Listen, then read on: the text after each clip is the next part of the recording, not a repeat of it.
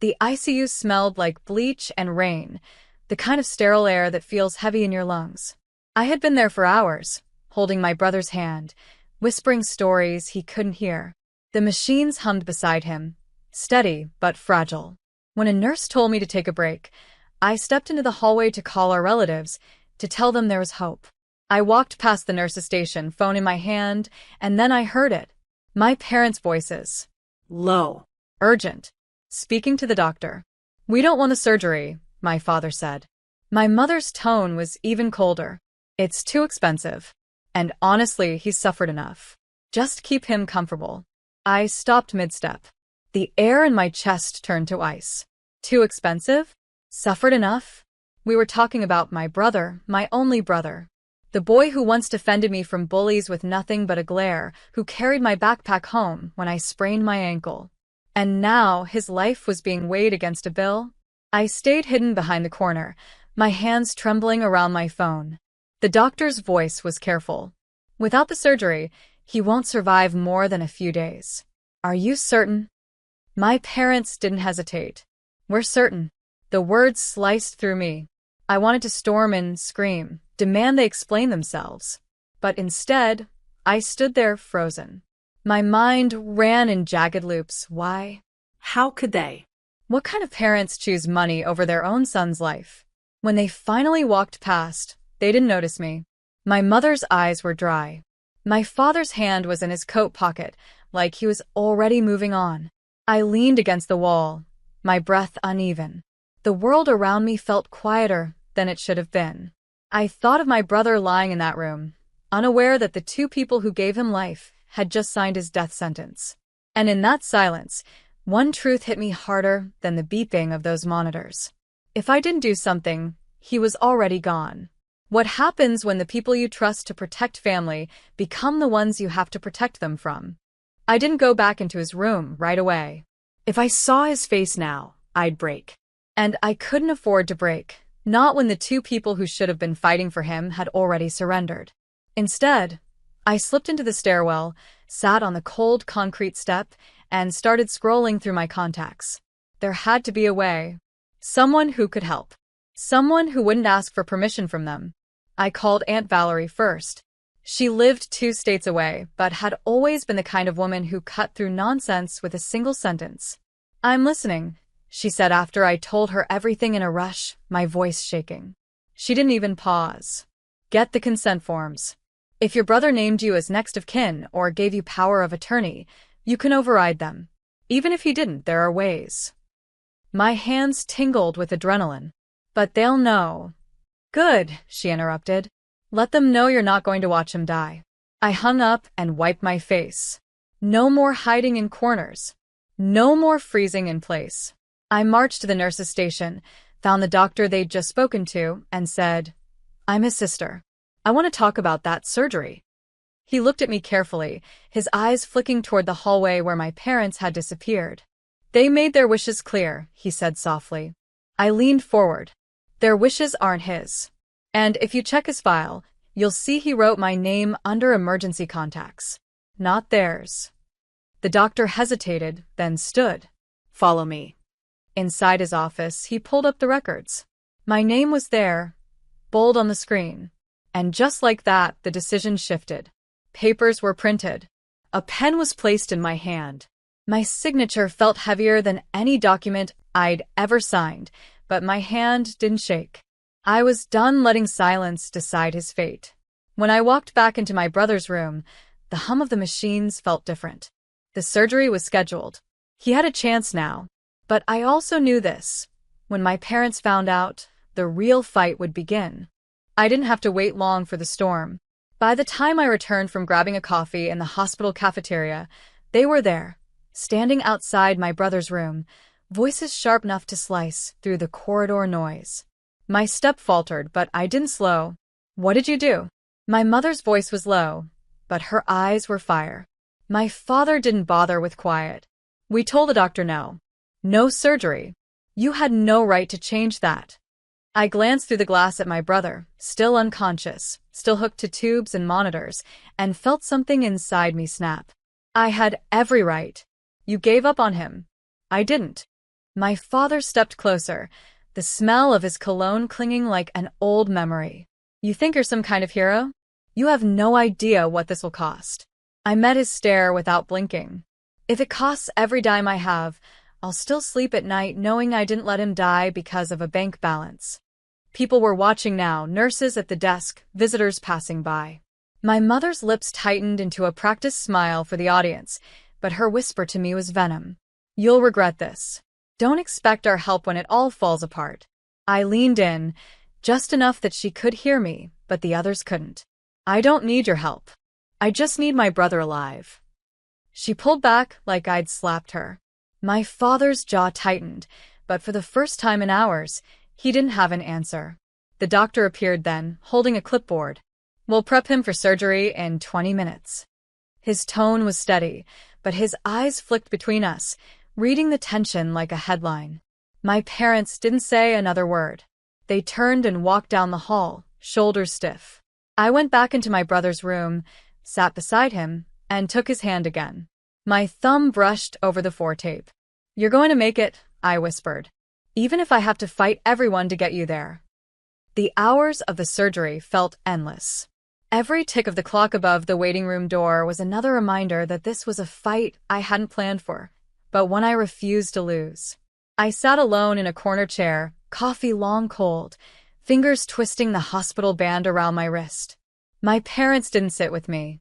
They paced on the far side of the room, whispering in clipped tones, shooting glances my way like I was the problem here.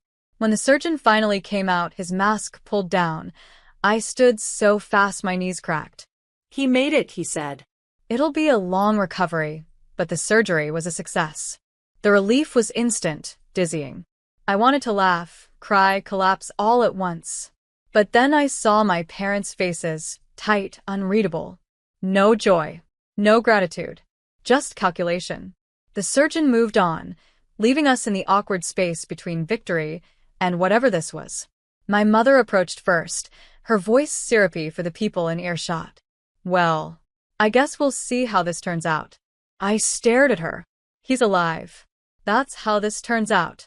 She gave me a small, sharp smile and walked away. My father lingered, lowering his voice. You don't understand. You think you saved him, but all you've done is delay what's coming. That's when it hit me. This wasn't just about money. This was about control. About whatever future they'd already mapped without him in it. And for the first time, I wondered if they had wanted him gone for a reason far darker than I'd imagined. When I went to see my brother in recovery, he was pale but breathing steadily, his chest rising under the hospital blanket. I took his hand again. You have no idea what they almost did to you, I whispered. But you will. And when you're strong enough, we'll deal with it together. In that moment, my mission changed. I wasn't just going to protect him. I was going to find out exactly why our parents had chosen to let him die. I started with the insurance papers. The ones my parents had refused to explain when I asked. The ones they'd filed quietly after my brother's accident, brushing me off with. We've got it handled. But now that he was stable, conscious, and slowly starting to speak again, I had time and motive. I visited the house while they were out. I still had a key. My father had forgotten to change the locks. A mistake. In the drawer beneath the old printer, I found it, a thick file labeled in my mother's handwriting. Life plus Medical Evan. My brother's name. Inside were documents I didn't want to believe. Life insurance policies signed 3 months before the crash. An accidental death, clause worth over $850,000. My parents listed as primary beneficiaries. No mention of Evan's name anywhere as a signer. Just theirs. The signatures were clean. Too clean. My stomach turned. I sat there, numb, trying to connect the pieces. My brother's accident, the one they always described vaguely, as if it were some unfortunate mystery, had happened late at night. He'd been driving their car. Their tires had been replaced days before, yet the brakes failed. He never remembered what happened. Just said the road curved, and then black. And now this. I snapped photos of every page with shaking hands. Then I slipped the file back exactly where I found it. That night, I sat beside Evan in his room. He was more alert now, pale but awake. I didn't say much. Just fed him sips of water and watched his eyes scan the ceiling like he was chasing thoughts he couldn't quite catch. Then he whispered, "Did they come?" I swallowed hard. They were here. Not for long. He blinked slowly. I heard them talking before I went under. Something about the house. The inheritance. I think they want me gone. I squeezed his hand. You're not going anywhere. And whatever they're hiding, I'm going to bring it into the light. Because now I knew this wasn't just betrayal. It was premeditated. And I was done playing the obedient daughter. The first thread I pulled was small. A quiet conversation with Aunt Valerie, over coffee in her sunlit kitchen, where I slid my phone across the table and let her scroll through the photos of the insurance papers. Her eyes darkened. This isn't just suspicious, this is criminal. I leaned in. If I go to the police, they'll bury it. My parents know people. They'll spin it. She sipped her coffee, thinking. Then, you don't start with the police. You start with the people they can't control. 2 days later, I reached out to a local investigative journalist, one who had built a reputation for dragging small-town corruption into the light. I didn't give my name at first. I just sent the documents, the timeline, the hospital incident. The reply came within an hour. Meet me. This needs to be told. Meanwhile, I played the role my parents expected, the dutiful daughter visiting the hospital, nodding politely when they dropped in, never letting them see the quiet war I was waging. But every time I looked at my brother, thinner than he'd ever been, I imagined them signing those papers, calculating his worth like a transaction. And it kept me steady. The journalist met me in the corner booth of a nearly empty diner. He brought a recorder, a notepad, and an expression that told me he'd already decided my story was real. By the end of the meeting, he had enough to start. But I gave him one more piece, the kicker. They tried to stop his surgery. If I hadn't stepped in, he'd be dead right now. His pen stopped mid-scribble. We'll lead with that. The plan was simple. Slow leaks. A whisper here, a fact there. Build the tension until the full story dropped. Let my parents feel the walls closing in without knowing where the cracks were coming from. The first article ran online a week later. Local family under scrutiny for alleged medical neglect. No names yet. Just enough detail for them to recognize themselves in every word. And when my mother called that night, her voice sharp, demanding to know if I had something to do with this, I let a smile curl across my lips before saying, I told you. I'm not letting him die. She hung up without a word. The second article dropped on a Thursday morning. This time, there were names. My parents' names. My brother's. Mine. The headline was colder than I expected. Insurance, neglect, and family betrayal inside the ICU decision that sparked outrage. The photo was of the hospital entrance, but the words inside were a scalpel. They cut through every layer of their carefully curated image. The respected churchgoers, the loving parents, the couple everyone trusted. By noon, their phones must have been on fire. I knew because mine was. Texts, voicemails. From them. From relatives. From neighbors I hadn't spoken to in years. Some were supportive. Others told me I'd destroyed the family. But I wasn't the one who signed those papers. That afternoon, I went to the hospital. My brother was stronger now, able to sit up, his voice still rough but steady. It's all over the news, he said. People are talking. I pulled a chair close. Good. Let them. We were mid-conversation when my parents walked in. Their faces were pale, tight, like they'd been carved from marble overnight. My mother didn't look at my brother. She went straight for me. You've humiliated us, she hissed. I stood. No. You humiliated yourselves when you chose money over your own son. My father tried to play peacemaker, his voice low, rehearsed. We can fix this, but you have to stop talking to the press. They'll ruin us. I stepped back so I could see them both, the people who raised me and the people who had tried to erase my brother. You're worried about being ruined? You should have thought about that before you tried to make him disappear.